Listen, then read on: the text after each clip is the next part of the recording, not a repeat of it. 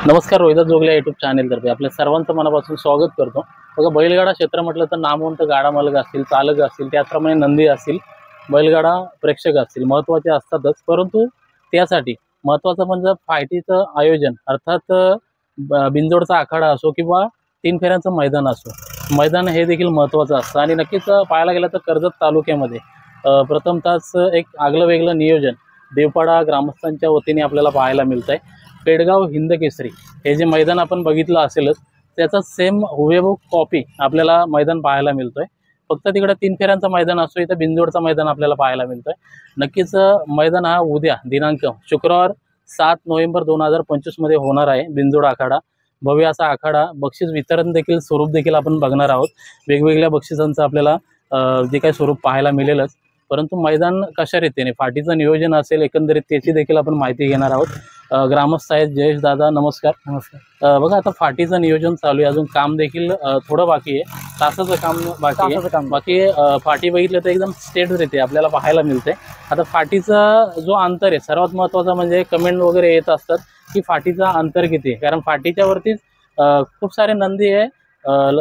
फाटी जो अंतर आहे जास्त असल्यानंतर सुताच्या अलीकडे त्यांचा वेग वाढत असतो। काही नंदीना वेग जास्त लागतो। पाहायला गेलं तर फाटीचा अंतर हा जास्त हवा असतो। तर फाटीचा अंतर किती आहे? म्हणजे आपल्या फाटीचा अंतर 1100 फूट आहे। आपण तो मोजून 1100 फुटावर ठेवलेला आहे। आणि पाठीमागे पण भरपूर जागा आहे, त्याच्यामुळे काय गाड्या 1100 फुटाच्या मापाने सुटतील। पुढे पुढे कोणी येणार नाही आणि पुढे गाड्या सुटणार नाही। तेवढी आम्ही आमची कमिटीने तेवढी जिम्मेदारी घेतलेली आहे, सर्व मुलांनी जिम्मेदारी घेतलेली आहे की पाठीमागूनच गाड्या सोडायच्या, मधून कोणालाही गाडी टाकून द्यायची नाही। त्याच्यामुळे जो अंतर आहे तो शेवटपर्यंत तोच अंतर राहील। बघा, धाग्याच्या समोर देखील गाड्या आवरण्यासाठी खूप सारे आपण आखाडे बघत असतो की जोड्या कंट्रोल करण्यासाठी एक जागा महत्त्वाची असते। मी आता आलो तर जागा व्यवस्थितरित्या म्हणजे एक 200 ते 250 फूट अंतरावरती त्यापेक्षा जास्त आपल्याला जागा पाहायला मिळते। तर त्याबद्दल काय सांगशील? 100% आपल्या कुठल्याच पाठीला, आता आपल्या कर्जत तालुक्यामध्ये अशी कुठलीच पाठी नाही का पुढे जाऊन गाडीला चढावं लागेल आणि गाडी थांबेल। आपली पाठी अशी आहे पूर्ण कर्जत तालुक्यामध्ये की गाडीने धागा तोडला, गाडी जास्तीत जास्त 100 फुटापर्यंत जाऊ शकते, त्याच्या पलीकडे जाऊ शकत नाही, कारण की तिला पूर्ण चढाव आहे। चढाव असल्यामुळे गाडी जागीच थांबणार आहे, कुठल्याही नंदीला दुखापत होणार नाही। एवढी जागा आमच्या मैदानाला आहे। समोर भरपूर मोठा असा ग्राउंड आहे, त्याच्यामुळे काय आमच्या मैदानाला म्हणजे गाडीला कुठल्या जनावराला काय लागेल असा काही विषयच नाही। म्हणजे धाग्यापासून सुट्टीपासून ते धाग्यापर्यंत कुठल्याही प्रकारचा चढाव नाही, जोडी कंट्रोल करण्यासाठी पुढे थोडासा चढाव आहे फक्त। चढाव आहे। ओके, बघा, यामध्ये महत्त्वाचं म्हणजे एक बक्षिसांचं जे वितरण स्वरूप कसं असणार आहे, एक वेगळं आपल्याला बक्षीस आपण स्वरूप कसं पाहायला केलं, मिळतंय। आम्ही पण गाडा मालक आहेत, आम्ही पण 5000 3000 असेच गाड्या खेळतो, पण आम्हाला कधी असे बक्षिसं भेटत नाही। तर आमच्या मुलांनी काय विचार केला का आपण खेळतो ना, मग आपल्याला कधी बक्षीस नाही भेटत ना, पण आपल्या लेवलच्याच त्यांना पण बक्षीस भेटली पाहिजे। त्याच्यामुळे आम्ही 3000 ते 5000 पर्यंत ट्रॉफी ठेवली आहे। ती पण चिठ्ठी काढून जे गाडी मालकाला लागेल ती त्याला लागेल। त्याच्यानंतर 5000 ते 10000 यांच्यामध्ये एक ट्रॉफी ठेवली। त्याच्यानंतर 11000 ते अर्ध्या गोंड्यामध्ये जास्त गाड्या होतात, त्याच्यामुळे तिथं आम्ही 3 ट्रॉफी ठेवल्या। चिठ्ठी काढून त्यांना त्या जास्त गाड्या झाल्या तर चिठ्ठी काढून त्यांना दिल्या जातील। त्याच्यानंतर अर्धा गोंडा ते 1 गोंड्यापर्यंत 2 ट्रॉफी ठेवल्या। आणि त्याच्यानंतर आम्ही 2 गोंड्याला आम्ही सर्वात मोठी शर्यत होईल, तिला आम्ही बोकड ठेवलेला आहे। तो पण आम्ही पैसे न देता आम्ही तो बोकड देणार आहे। एक चांगले बक्षिसाचं स्वरूप आपल्याला पाहायला मिळते। आणि बघा, अवकाळी पाऊस हा अजून देखील होते, जवळजवळ 7 महिने झालेले आहेत। आता अवकाळी पाऊस झाला तर बक्षिसाच्या स्वरूपमध्ये काय बदल आपल्याला पाहायला मिळतील? आम्ही बक्षिसाचा असा विषय आहे आमचा, जर 50 गाड्या पळाल्या तर आम्ही पूर्ण बक्षीस देणार। कमीत कमी 50 गाड्या कमीत कमी 50 गाड्या पळाल्या तर आम्ही बक्षीस जे अनाउन्समेंट केलेलं आहे ते बक्षीस बॅनरमध्ये जे बक्षीस आहे त्या बक्षिसात काही बदल होणार नाही, जे बक्षीस आहे ते बक्षीस भेटलं जाईल। आणि अजून एक गोष्ट, जे गाडी मालक 10 ते 12 याच्यामध्ये गाड्या पळवतील, लवकर नोंद करतील, त्यांची टक्के आम्ही 8% कापणार आहेत। ओके, नक्कीच गाडा मालकांसाठी एक चांगली संधी आपल्याकडे मिळत आहे।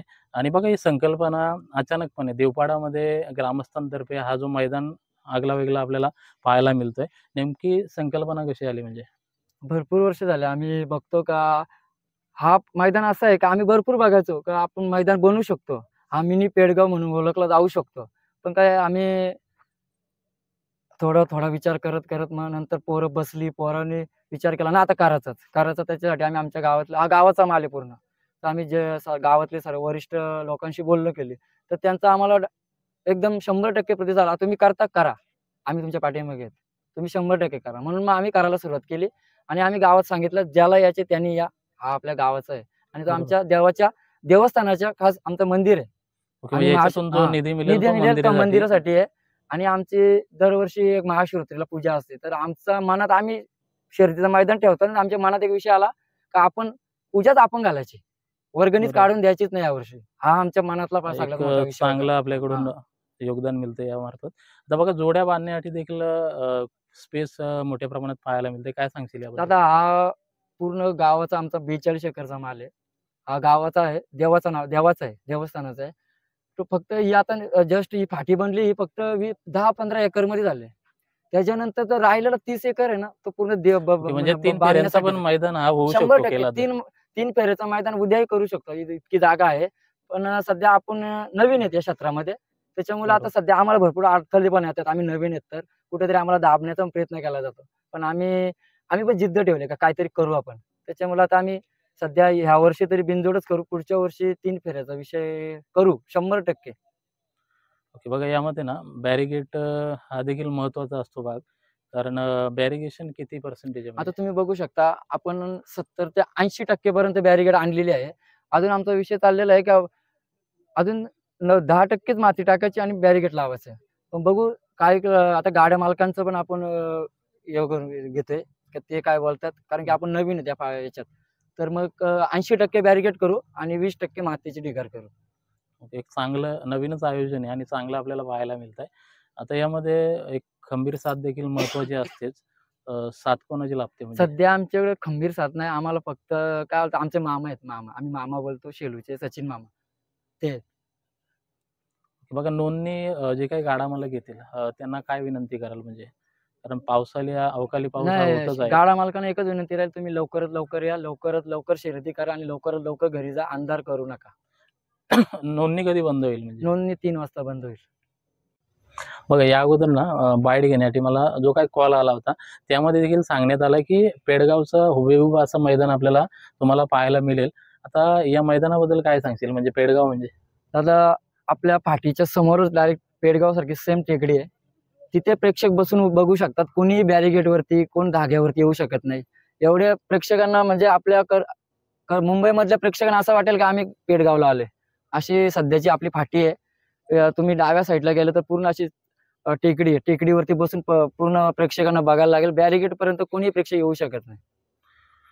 नक्कीच. आणि बघा, यामध्ये ना ऍड्रेस देखील महत्वाचा आहे. आता ऍड्रेस काय सांगशील म्हणजे आता प्रेक्षकांना?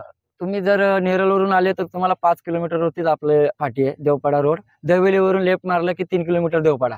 आणि जर कर्जत मार्गे तुम्ही कडाव मार्गे जर आले, कशेल्या मार्गे, तर तुम्हाला 2 रस्ते आहेत. तुम्ही गुडवण मार्गे पण येऊ शकता. जुना अंथरटचा जो अड्डा होता त्याच रोडनी सरळ. आणि तुम्ही वाऱ्यावरून साई मंदिर म्हणून जिथे आपलं हे, तिथून लेफ्ट मारलं, मुरबाडवरून येणार आहे. मुरबाडवरून येणार, लेफ्ट मारलं तर तुम्ही डायरेक्ट 3 किलोमीटर मध्ये तुम्ही इथे येता. आणि जर इकडून बदलापूर साईडवरून जर आले तर त्यांना शेलूमधून अवसऱ्यावरून तुम्ही दहिवली मार्गे येऊ शकता. म्हणजे आपल्या फाटीवर यायला भरपूर 4-5 साईडने रस्ते आहेत आणि आपली फाटी रोडच्या बाजूलाच आहे. नक्कीच जो काय ॲड्रेस आहे ना, मी व्हिडिओच्या शेवटी मेन्शन करतोयच. आणि नक्कीच या व्हिडिओद्वारे सुट्टीची जागा असेल, त्याचप्रमाणे धागेजवळची जागा असेल.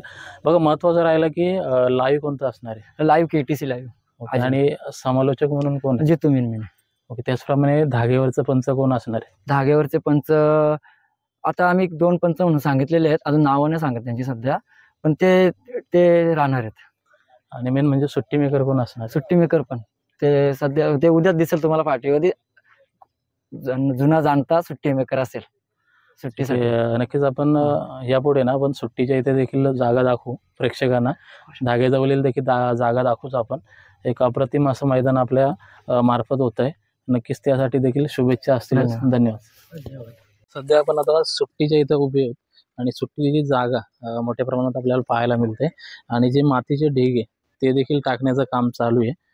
आणि नक्कीच आपण जर फाटी पाहिली तर एकदम सरळरित्या आपल्याला फाटी पाहायला मिळते.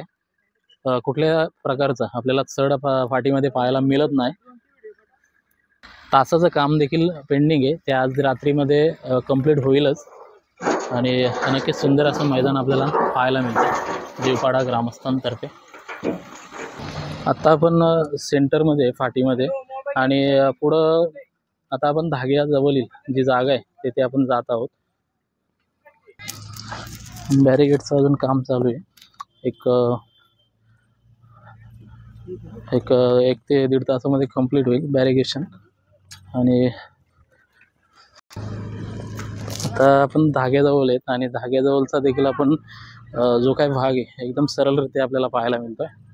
समोर 2 कॅमेरामॅन ATC लाईव्ह असणारे आणि डाव्या बाजूला आपल्याला समालोचक कक्ष पाहायला मिळेल.